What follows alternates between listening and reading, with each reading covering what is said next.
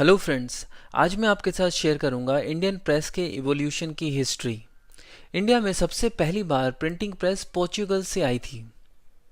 Basically father Caspar कैलिजो, जो गोवा में अपना मिशनरी वर्क कर रहे थे, उन्होंने रियलाइज़ किया कि अगर उन्हें एक प्रिंटिंग प्रेस मिल जाए तो वो अपना मिशनरी वर्क अच्छे से कर सकते हैं। इसलिए उन्होंने एक प्रिंटिंग प्रेस पोर्चुगल से ऑर्डर की। इस तरह इंडिया के गोवा में पहली बार प्रिंटिंग प्रेस इंट्रोड्यूस हुई 1556 में, और बाद में बॉम्बे ने प्रिंटिंग प्रेस को अडॉप्ट किया 1670 में। बट कमाल की बात यह है कि अगले 100 सालों तक बॉम्बे से कोई न्यूज़पेपर पब्लिश ही नहीं हुआ। इसके बाद 1780 में लंदन का एक failed businessman James Augustus Hicky India में आता है और कलकत्ता में अपना एक प्रिंटिंग प्रेस सेटअप करता है।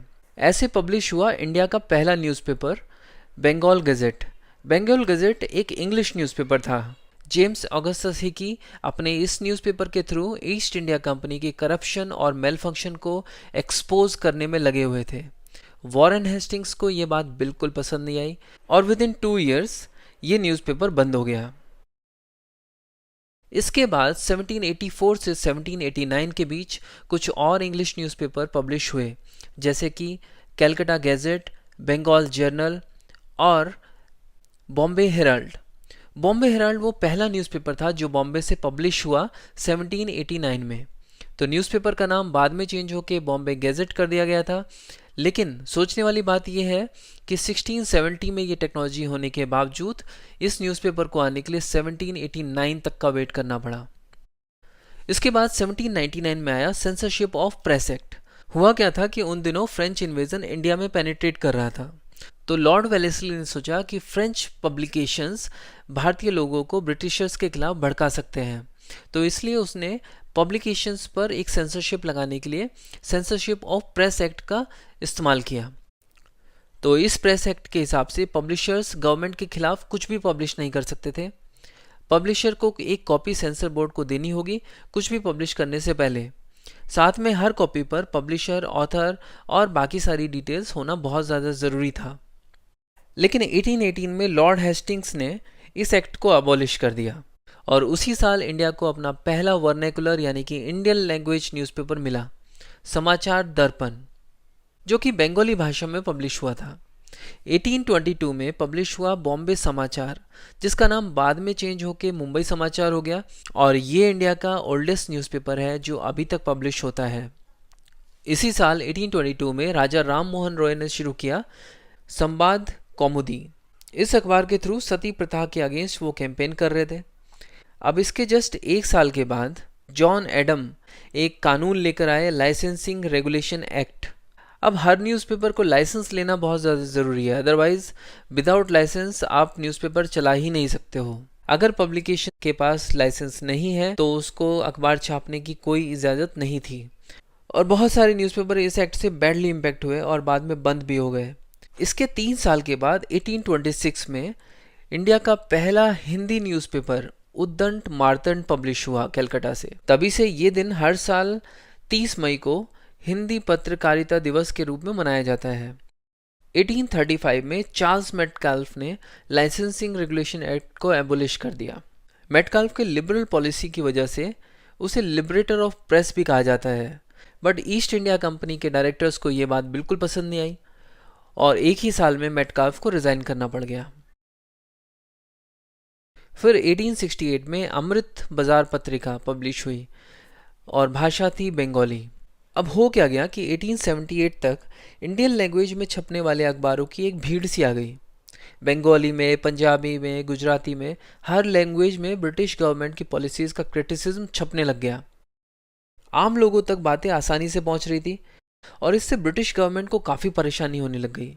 तो 1878 में लॉर्ड लिटन ने फेमस वर्नेकुलर प्रेस एक्ट पास कर दिया, जिसके हिसाब से सारे इंडियन लैंग्वेज के न्यूज़पेपर बंद कर दिए, और उस समय अराउंड 35 ऐसे न्यूज़पेपर थे जो इंडियन लैंग्वेजेस में छप रहे थे। इस एक्ट के आते ही अमृत बाजार पत्रिका ने तो अपना बंगाली पब्लिकेशन को किया बंद और तुरंत इंग्लिश में पब्लिकेशन शुरू कर दिया। हालांकि बाद में 1882 में लॉर्ड रिपन ने वर्नेकुलर प्रेस एक्ट को ख़त्म किया था। अब देखते हैं वो न्यूज़पेपर जो कि फेमस पर्सनैलिटीज़ ने पब्लिश किए थे। जैसे कि महात्मा गांधी ने पब्लिश किया यंग इंडिया और नवजीवन।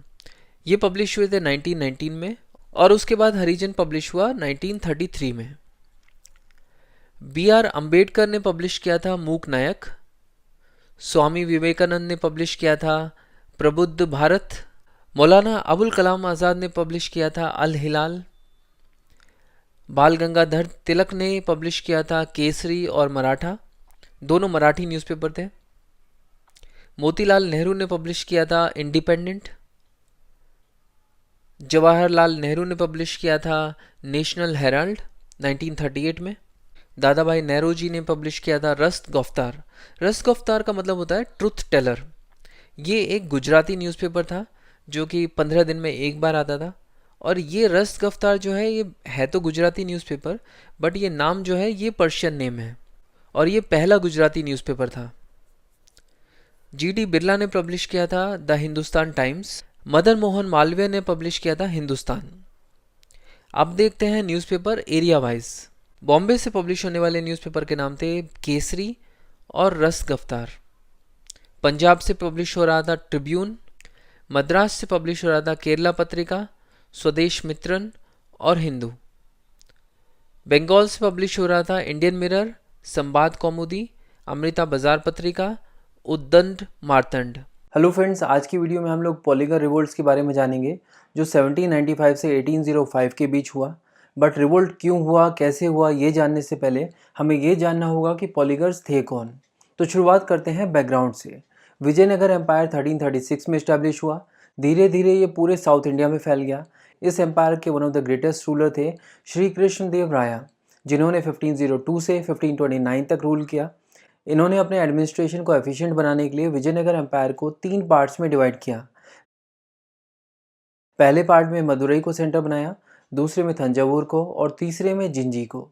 इन तीनों एरियाज में एडमिनिस्ट्रेशन के लिए एक एक हेड नियुक्त किया गया। इस पोजीशन को कहा गया नायक। अब हर एक नायक के अंडर में जो एरियाज थे उसको फर्दर डिवाइड किया गया बहुत सारे एडमिनिस्ट्रेटिव डिविजन्स में, और हर एक डिवीज़न के ऊपर एक हेड नियुक्त किया गया जिसे पोलीगर कहा जाता है। इस तरह श्री कृष्ण देव राय ने 3 टियर एडमिनिस्ट्रेशन सिस्टम बनाया, जिसमें सबसे ऊपर राजा, उसके अंडर में नायक और नायक के अंडर में पोलीगर्स। अपने अपने एडमिनिस्ट्रेटिव डिविजन्स में एडमिनिस्ट्रेशन के लिए पोलीगर्स काफ़ी हद तक आज़ाद थे। उनके पास अपनी खुद की स्टैंडिंग आर्मी हुआ करती थी, उनके पास पैलेसेस और फोर्ट्स भी हुआ करते थे। अपने एरियाज़ में टैक्स कलेक्शन की जिम्मेदारी भी उन्हीं की थी। इस कलेक्टेड टैक्स में एक हिस्सा वो खुद रखते थे और बाकी का हिस्सा नायकों से होते हुए विजयनगर एम्पायर के रूलर तक पहुंचता था। अपने एरिया में लॉ एंड ऑर्डर को मेंटेन करने की जिम्मेदारी भी पोलीगर्स की ही हुआ करती थी, और उनका एरिया कैसे प्रॉस्पर कर सकता है, कल्टीवेशन कैसे इम्प्रूव किया जा सकता है, उसके लिए वो अपने अपने एरियाज़ में इन्वेस्ट भी करते थे, जैसे कि वाटर बॉडीज़ वगैरह बनवाते थे। समय के साथ जैसे जैसे ये विजयनगर एम्पायर वीक होते गया, ये पोलीगर्स अपने अपने एरिया के लोकल रूलर्स बन गए। हमने एंग्लो मैसूर वार वाली वीडियो में देखा था कि जहाँ एक समय विजयनगर एम्पायर हुआ करता था, वहाँ अब मैसूर, कार्नेटिक और ट्रेवनकोर जैसे स्टेट्स बन गए थे। कार्नेटिक के नवाब वल्लाजा को नवाब बनने के लिए ईस्ट इंडिया कंपनी ने मदद की थी, इसीलिए 1781 में वल्लाजा ने तिरुनेलवेली और कार्नेटिक के प्रोविंसेस का मैनेजमेंट और कंट्रोल ईस्ट इंडिया कंपनी को ही दे दिया था। इससे पोलीगर्स खुश नहीं थे, क्योंकि ब्रिटिश ईस्ट इंडिया कंपनी पोलीगर्स से टैक्स मांग रही थी। सभी पोलीगर्स एकजुट हुए और उन्होंने ब्रिटिश ईस्ट इंडिया कंपनी को कहा कि पोलीगर्स ब्रिटिश ईस्ट इंडिया कंपनी को टैक्स नहीं देंगे। पोलीगर्स अब ब्रिटिश ईस्ट इंडिया कंपनी की हिट लिस्ट पर थे, और इस तरह पोलीगर्स और ब्रिटिश ईस्ट इंडिया कंपनी के बीच में बैटल शुरू हो गया। ये बैटल 1795 से शुरू होकर 1799 तक चला। पोलीगर्स के लीडर थे कट्टाबोमन नायकन। कट्टाबोमन नायकन खुद पंजल कुरीची के पोलीगर थे। पहली लड़ाई में पोलीगर्स की जीत हुई, बट फिर ब्रिटिश ईस्ट इंडिया कंपनी ने दूसरी जगहों से फोर्सेस इकट्ठा की और फिर से पोलीगर्स पर अटैक कर दिया। इस बार पोलीगर्स ब्रिटिश ईस्ट इंडिया कंपनी के सामने टिक नहीं पाए। कट्टाबोमन नायकन अपने कुछ साथियों के साथ भागकर पुडुकोट्टई फॉरेस्ट में छुप गए। ब्रिटिश ईस्ट इंडिया कंपनी ने ऐलान किया कि कोई भी अगर कट्टाबोमन नायकन की खबर देगा, उसे एक भारी कैश प्राइज दिया जाएगा। कट्टाबोमन नायकन पुडुकोट्टई फॉरेस्ट में छिपे हुए हैं, इस बात की खबर एटप्पम को लग चुकी थी। एटप्पम पुडुकोट्टई के राजा थे। उसने ब्रिटिश ईस्ट इंडिया कंपनी को इन्फॉर्म कर दिया कि कट्टाबोमन नायकन पुडुकोट्टई फॉरेस्ट में छुपा हुआ है। फिर क्या था, ब्रिटिश ईस्ट इंडिया कंपनी ने तुरंत कट्टाबोमन नायकन को कैप्चर कर लिया। कट्टाबोमन नायकन को पकड़कर सबके सामने 16 अक्टूबर 1799 को फांसी दे दी गई। कट्टाबोमन के साथी सुब्रमण्य पिल्लई को भी उन्हीं के साथ हैंग कर दिया गया। सौंदर्या पांड्यन को ब्रूटली किल कर दिया गया और बाकी के जो भी पॉलीगर्स पकड़े गए थे उन्हें या तो मार दिया गया या फिर जेल में डाल दिया गया। जेल में जिन लोगों को डाला गया था उनमें कट्टाबोमन नायकन के भाई ऊ मथुराई भी थे। इसी के साथ पॉलीगर रिवोल्ट का पहला फेज एंड हो गया, जो कि शुरू हुआ था 1795 में और एंड हुआ 1799 में। इसके बाद फरवरी 1801 में पकड़े गए पॉलीगर्स जिन्हें जेल में बंद कर रखा था वो पालमकोटा फोर्ट जेल को तोड़कर फरार हो गए और इसी के साथ शुरू हुआ पॉलीगर रिवोल्ट का सेकेंड फेज। ये है वो जगह पालमकोटा जहाँ पर पॉलीगर्स को रखा गया था। यहाँ से निकलने के बाद पॉलीगर्स ने आसपास के कई फोर्ट्स को कब्जा कर लिया। इनफैक्ट टूटीकोरिन को भी अपने कब्जे में ले लिया। ब्रिटिश ईस्ट इंडिया कंपनी ने सिचुएशन को संभालने के लिए मालाबार से फौज भेजी। ऐसे में भागे हुए पॉलीगर्स शिवगंगई पहुंचे। इन पॉलीगर्स में कट्टाबोमन का भाई ऊ मथुराई भी थे। ये लोग शिवगंगई इसलिए पहुंचे थे क्योंकि शिवगंगई में पहले से मराठू रेबेलियन चल रहा था जिसे मराठू पांड्यन लीड कर रहे थे और अब इस मराठू रेबेलियन में ये भागे हुए पॉलीगर्स भी जुड़ गए थे। बट अक्टूबर 1801 में ब्रिटिश ईस्ट इंडिया कंपनी ने मराठू रेबेलियन को भी सप्रेस कर दिया। इसी बीच पता चला कि कर्नाटक के नवाब ने कर्नाटक की सभी टेरिटरीज और डिपेंडेंसीज का सिविल और military administration British east India company को दे दिया है, जिसकी वजह से नॉर्थ आर्कोट के पॉलीगर्स ने भी रिवोल्ट कर दिया। एक्चुअली में क्या हुआ कि इन एरियाज में कवाल सिस्टम हुआ करता था। कवाल का मतलब होता है वॉच या देखभाली। ये एक तरह से पुलिस सिस्टम जैसा था या कह सकते हैं सिक्योरिटी सिस्टम था। जैसे मान लो आप जिस जगह में कल्टीवेशन करते हैं वहाँ इस बात का खतरा है कि आसपास के जानवर खेतों में घुस जाते हैं, तो आप वहाँ के पॉलीगर्स से मिलकर अपने खेत के लिए कवाल नियुक्त करा सकते हैं। कवाल इस बात पर नज़र रखेंगे कि आपके खेत में कोई जानवर ना घुस पाए। इस तरह के और भी डिफरेंट चीज़ों के लिए कवाल का इस्तेमाल किया जाता था सिक्योरिटी और पुलिस पर्पज़ के लिए, और इसके लिए कवाल फीस पे करनी होती थी। ये फीस अल्टीमेटली पॉलीगर्स को जाएगी। ब्रिटिश ईस्ट इंडिया कंपनी इस कवाल सिस्टम को ख़त्म कर रही थी, इसीलिए पॉलीगर्स ने रिबेल कर दिया। बट 1805 तक इस रिबेलियन को भी सप्रेस कर दिया गया। इसके बाद ब्रिटिश ईस्ट इंडिया कंपनी ने पॉलीगर्स से उनका आर्मी रखने का अधिकार भी छीन लिया। इस तरह पॉलीगर्स जो एक समय में अपने एरिया के लोकल रूलर्स हुआ करते थे, अब ब्रिटिश ईस्ट इंडिया कंपनी के समय में मात्र ज़मींदार की भूमिका में रह गए। हेलो फ्रेंड्स, आज की वीडियो में हम एक और पीजेंट मूवमेंट को डिस्कस करेंगे जिसका नाम है पबना रिवोल्ट, जिसमें हम पबना एग्रेरियन लीग के बारे में भी बात करेंगे। ये जो पबना रिवोल्ट्स थे ये एक kind of series of revolts थे जो कि 1870s और 1880s में हुए थे। हुआ क्या कि ब्रिटिश गवर्नमेंट ने 1859 में रेंट एक्ट ऑफ 1859 पास किया था, जिसे एक्ट ऑफ 1859 भी कहा जाता है। ये एक लैंडमार्क लेजिस्लेशन था क्योंकि पीजेंट्स के राइट्स से रिलेटेड ये पहला एक्ट था जिसे ब्रिटिश गवर्नमेंट ने पास किया था। इस एक्ट में ये कहा गया था कि अगर कोई भी किसान 12 सालों तक लैंड पर कल्टीवेशन कर रहा है और हर साल सरकार को लगान भी पे कर रहा है तो उस लैंड की ओनरशिप उस किसान को मिल जाएगी। यानी अब बस 12 सालों की बात थी। 12 साल कल्टीवेशन करो, लगान पे करो और ज़मीन अपनी बना लो। किसान इस बात से खुश थे। बट प्रॉब्लम ये थी कि ज़मींदारों को ये बात बिल्कुल अच्छी नहीं लग रही थी। उन्हें कैसे भी करके किसानों को ज़मीन के ओनर बनने से रोकना था। उनकी कोशिश बस इतनी थी कि कैसे भी करके कोई भी किसान एक ज़मीन पर 12 साल कंप्लीट ना कर पाए। इसके लिए उन्होंने कई सारे हथकंडे अपनाए। लगान को 6-7 गुना तक बढ़ा दिया ताकि किसान जो है वो मजबूरी में ज़मीन छोड़ दे और किसी दूसरी ज़मीन पे जाकर कल्टीवेशन करना शुरू कर दे जहाँ पर रेंट थोड़ा कम हो। और इतने पर भी अगर किसान नहीं मानते तो उन्हें फोर्सफुली इविक्ट भी किया जाने लगा। जिस लैंड पर वो कल्टीवेशन कर रहे थे उन्हें वहाँ से बेदखल कर दिया गया। उन्हें परेशान करने के लिए उनकी गाय भैंस फसलों को भी उनसे हथिया लिया गया ताकि डर या मजबूरी के कारण वो ज़मींदारों की बात मान लें। और इतने पर भी ज़मींदार नहीं रुक रहे थे। वो उन्हें और ज़्यादा प्रताड़ने के लिए उनके ऊपर कोर्ट केसेस डालने लग गए। इससे निपटने के लिए पबना डिस्ट्रिक्ट के यूसुफजाई परगना में किसानों ने मिलकर एक लीग बनाई जिसका नाम था पबना एग्रेरियन लीग। पबना जो है वो आज की डेट में बांग्लादेश का पार्ट है। पबना एग्रेरियन लीग ने क्या किया कि लॉयर्स की मदद से ज़मींदारों के इलीगली बढ़ाए हुए रेंट देने से मना कर दिया और ज़मींदारों को कोर्ट्स में भी चैलेंज किया। ये जो पबना एग्रेरियन लीग का जो स्ट्रगल था ये धीरे धीरे पूरे पबना और बाद में ईस्ट बंगाल के दूसरे डिस्ट्रिक्ट्स में भी फैल गया। ये स्ट्रगल पूरी तरह से एक लीगल स्ट्रगल था, अगर एक दो छोटी मोटी घटनाओं को छोड़ दिया जाए तो। इस स्ट्रगल में बंकिम चंद्र चटर्जी और आरसी दत्त जैसे इंडियन इंटेलेक्चुअल्स ने भी किसानों को सपोर्ट किया और सुरेंद्र नाथ बनर्जी के नेतृत्व में इंडियन एसोसिएशन भी किसानों की मदद के लिए आगे आई। नतीजा ये निकला कि 1880 में गवर्नमेंट को रेंट लॉ कमीशन अपॉइंट करना पड़ा, जिसका ऑब्जेक्टिव था कि एक ऐसा टेनेंसी बिल बनाया जाए जो रेंट एक्ट ऑफ 1859 की कमियों को दूर कर सके। और इस कमीशन की रिपोर्ट के बेस पर 1885 में बंगाल टेंडेंसी एक्ट पास हुआ, जिसमें किसानों की ऑक्यूपेंसी राइट्स को ज़्यादा सिक्योर किया गया। हालांकि अभी भी किसानों को लैंड ऑक्यूपाई करने के लिए 12 सालों तक उस पर काम करना ज़रूरी था, बट अब ज़मींदार जो है वो मनमाने तरीके से उनको एविक्ट नहीं करा सकते थे। इस एक्ट में कहा गया कि किसी भी किसान को उसकी ज़मीन से सिविल कोर्ट के ऑर्डर के बाद ही इविक्ट किया जा सकता है। ऑब्वियस सी बात है कि ये बात ज़मींदारों के पक्ष में तो बिल्कुल भी नहीं थी, और ऐसा हो पाया पबना एग्रेरियन लीग के एफर्ट्स के बाद। हेलो फ्रेंड्स, आज की वीडियो में हम लोग डिटेल में डिस्कस करेंगे मॉडर्न हिस्ट्री का एक बहुत ही इंपॉर्टेंट टॉपिक, जिसका नाम है इंडिगो रिवोल्ट, जो कि एक पीजेंट मूवमेंट था जो शुरू हुआ 1859 में और ख़त्म हुआ था 1860 में। इस टॉपिक को पूरी तरह से समझने के लिए सबसे पहले हम इसका हिस्टोरिकल बैकग्राउंड देखेंगे, जिससे हमें ये क्लियर होगा कि इंडिगो रिवोल्ट क्यों हुआ था, और फिर देखेंगे कि रिवोल्ट के दौरान क्या क्या हुआ, और अंत में हम इस रिवोल्ट का आउटकम देखेंगे। तो शुरुआत करते हैं हिस्टोरिकल बैकग्राउंड से। बात 1750s की है, जब British east India company India में मात्र एक ट्रेडिंग कंपनी थी।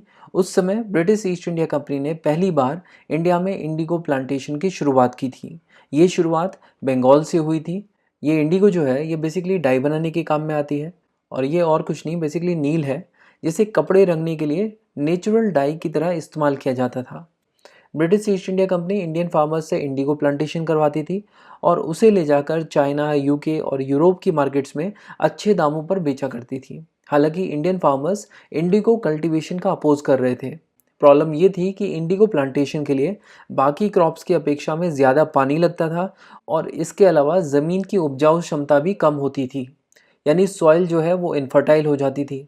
इसीलिए पीजेंट्स की रुचि थी राइस जैसी हाई पेइंग क्रॉप्स उगाने में। तो जो यूरोपियन प्लांटर्स थे, उन्होंने पीजेंट्स को बहलाने फुसलाने के लिए एडवांस पैसे देने शुरू किए, और इसके बदले पीजेंट्स से कुछ कॉन्ट्रैक्ट साइन करवा लिए। और एक बार जो पीजेंट्स ने कॉन्ट्रैक्ट साइन कर दिया, उसके बाद शुरू होता था पीजेंट्स का एक्सप्लॉयटेशन।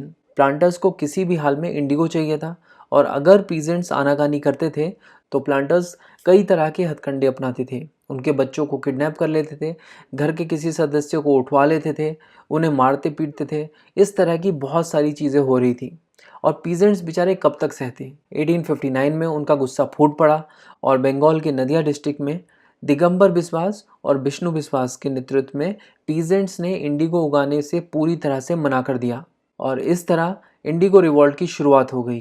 प्लांटर्स ने इस मूवमेंट को तोड़ने की कोशिश की, बट पीजेंट्स अब एकजुट हो चुके थे। उन्होंने भी प्लांटर्स के अटैक को काउंटर करने के लिए तैयारी कर रखी थी। धीरे धीरे उन्हें ये समझ में आने लगा कि अगर उन्हें ये लड़ाई जीतनी है तो ये लड़ाई कोर्ट में लड़नी होगी, और इसके लिए सामने आई बंगाल की एजुकेटेड क्लास भी, जिसने इन इंडिगो कल्टीवेटर्स को सपोर्ट किया। ना सिर्फ लीगल बैटल्स में, बल्कि उन्होंने लोगों में अवेयरनेस बढ़ाने के लिए मास मीटिंग्स करनी शुरू की, न्यूज़पेपर कैंपेन्स चलाए। और यही वो समय था जब दीनबंधु मित्रा ने पीजेंट्स की सिचुएशन को डिपिक्ट करने के लिए एक प्ले लिखा, नील दर्पण। इस प्ले का इम्पैक्ट बहुत ही वाइड स्प्रेड था, और आप इसका इम्पैक्ट इस बात से भी समझ सकते हो कि ब्रिटिश सरकार को इस प्ले को बैन करना पड़ा था। तो गवर्नमेंट ने पीजेंट्स की ग्रीवेंसेस को एड्रेस करने के लिए एक इंडिगो कमीशन बनाया, और इस कमीशन की रिकमेंडेशन के बेस पर नवंबर 1860 में ब्रिटिश सरकार ने एक नोटिफिकेशन इशू किया। उन्होंने अपने इस नोटिफिकेशन में कहा कि पीजेंट से इंडिगो उगाने की किसी भी तरह की ज़बरदस्ती ना की जाए। इस तरह इंडिगो रिवोल्ट कामयाब रहा, बट प्लांटर्स पहले से ही शायद समझ चुके थे, और उन्होंने इंडिगो की जो फैक्ट्रीज थी उनको क्लोज करना पहले ही शुरू कर दिया था। और 1860 के दिसंबर तक तो बंगाल में इंडिगो कल्टीवेशन पूरी तरह से ख़त्म हो ही चुका था।